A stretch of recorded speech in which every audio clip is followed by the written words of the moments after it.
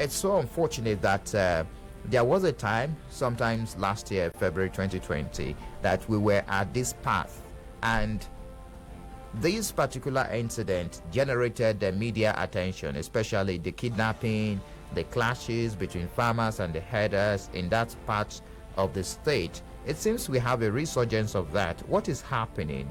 Can you let us into the nitty-gritty of what is going on in that area of the state? Thank you, my brother. The situation we have is almost the same thing that is we're experiencing in Kabul, in Afghanistan now. We're under a siege. The Fulani herdsmen have taken over all the forests in Isuikwuato, have taken over our homeland. That it will not be out of place if we say like that the governor should dispatch a team to evacuate us from Isuikwuato. That is the situation. Is it that bad? Are you calling Very for bad. a save our soul now and immediate evacuation of residents of that area? Sincerely, my brother, that's the situation right now. Wow. Well, okay, let us into, because one will be asking, raising such an alarm of the governor to turn those people in that area to internally displaced persons might be to the extreme. Maybe you should let us into what led to this particular alarm you're raising this morning on the program.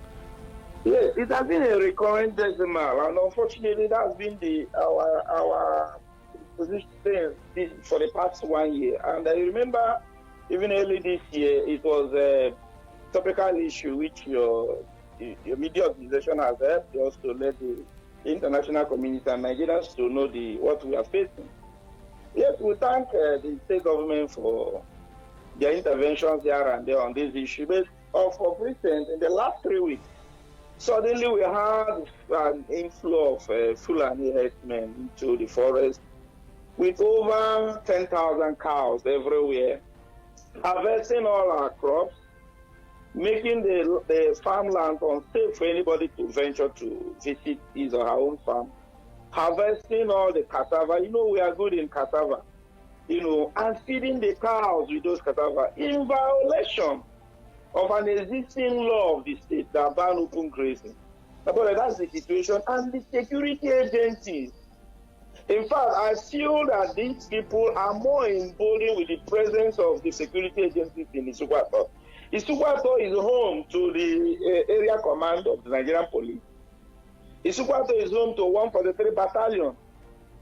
In fact, they are in Ovin there. Presently, as it is, the divisional headquarters of the local government has been relocated to Ovin, very close to Army Barracks, for safety. The police headquarters had abandoned their own place. That's the situation we found ourselves. And all efforts were made, even when the local government executive chairman asked the Meitiala leader to please evacuate these Fulani herdsmen, that they are not acceptable to us. They resisted, and in order to tell us that they are fully in charge and that they've taken over the forest of Isuikwuato, they kidnapped and raped our women. On Thursday last week, they blocked the road from Asu to Ahabi for hours, kidnapping, robbing, raping, and took away these 2 lecturers, and other persons that we are yet to count for. That is the situation. Now, My brother, the security arrangements made by the council made certain arrests on that same day, few hours after this incident. And an order from Ohafia Barracks directed that they be released. These are people that were found with multiple SIM cards, charms, several phones, and with ID cards that were stamped with Ohafia Barracks that these people are cattle monitors and cattle guides. These are people that it is very clear to even to a blind man that these persons are kidnappers. What are they? Why would cattle rearers be going on bike with army camouflage? And these people are not military men. And an order came from Ohafia Barracks that they be released, and they were released. As if that is not enough, the next morning, 2 persons were accosted with charms, several SIM cards and phones. And calls were made with some other 5 other herdsmen who were asking if the road is clear for them to operate, and they were also arrested. Calls came from the ATL, and the area commander ordered that they be released. All so right. we are under siege. These are serious allegations you've raised this morning against the barracks there in that part of the state, or Hafia barrack there. And I believe the spokesperson of that barrack will definitely respond in coming days. But Honorable, have you raised this issue as the legislature, as the legislator representing Isuikwuato State Constituency, and this affects your constituents so much that you are not a happy man right now, looking from the tone of your voice? Have you raised this issue with the executive in the state? Have you used your legislative power to find a solution to this issue bedeviling the people of Isuikwuato? Yes, if you go to proceedings of the House, you will see that this matter has been raised at the floor of the House over 3 times, and resolutions made.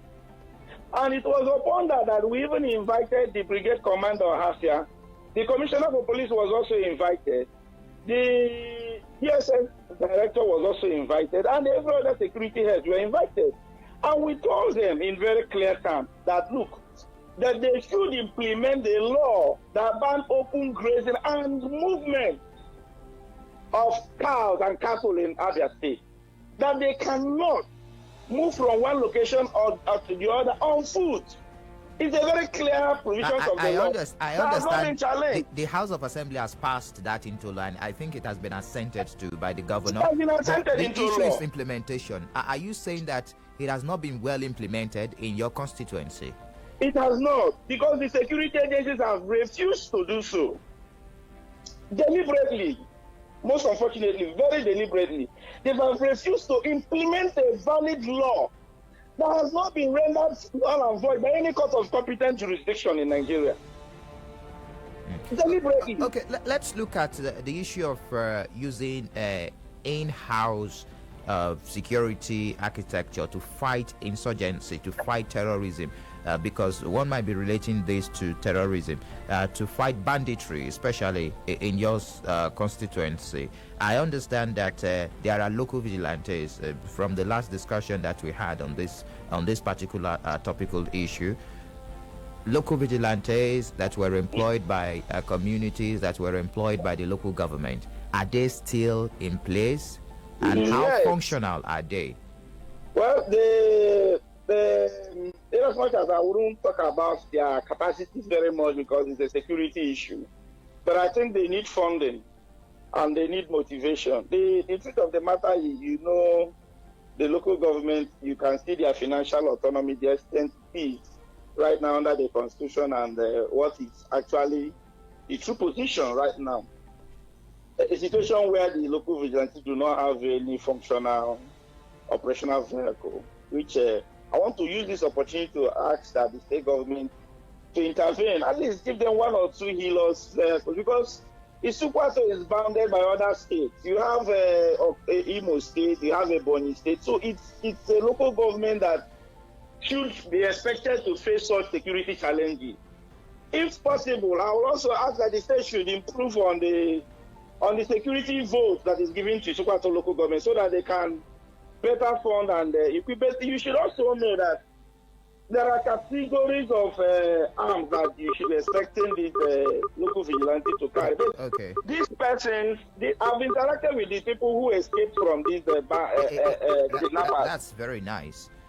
Yes. So we'd like to know your disposition concerning the use of internal security architecture in Abia State. The state has come out severally to say we have a Bubiago functioning in the forest. We have our internal security structures like the Homeland Security, and the big question that a common man on the street will be asking now is, how can we have these security structures as claimed by the state government, and we're still having banditry at such a high rate, according to what you've revealed this morning on the platform, Honorable?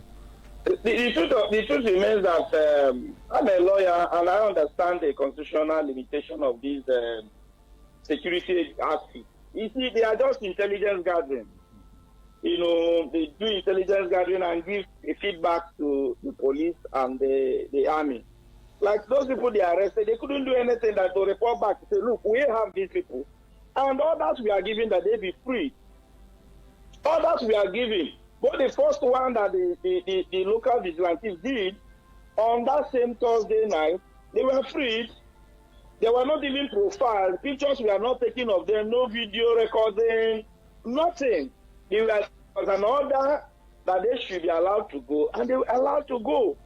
The second batch, that the area should allow them to go. And then, my brother, this thing has affected even our power stations. That under the watch of the police in Isuikwuato, the substation that was executed in Isuikwuato is yet to take off. So these agencies, whether Ibubago or the local vigilantes, are more of intelligence gathering agencies. And they are not really the ones that are armed, because these people are armed. Truly, people saw these Fulani men on bikes carrying AK-47. That's the kind of weapon they are having. Is it what you are going to go with a den gun to confront? They don't have even one functional vehicle. Which, for me, the governor as our father would plead with him. He should make functional operational vehicles to these security agencies. But there's nothing much that they can do other than the intelligence gathering, because they reported that there have been movement few days before this attack. Okay. Of Fulanis on bike.